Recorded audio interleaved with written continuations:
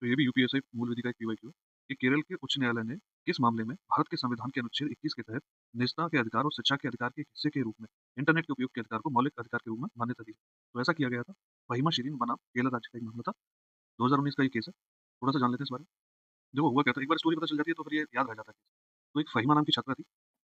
इसने हॉस्टल से इसको निकाल दिया गया था। क्यों? क्योंकि इसने हॉस्टल में शाम 6 बजे से और रात 10 बजे तक मोबाइल प्रतिबंध पर मोबाइल प्रतिबंध का विरोध किया। अब कॉलेज वाले का ये मानना था कि इससे क्या होता है, इससे पढ़ाई में बाधा आती है।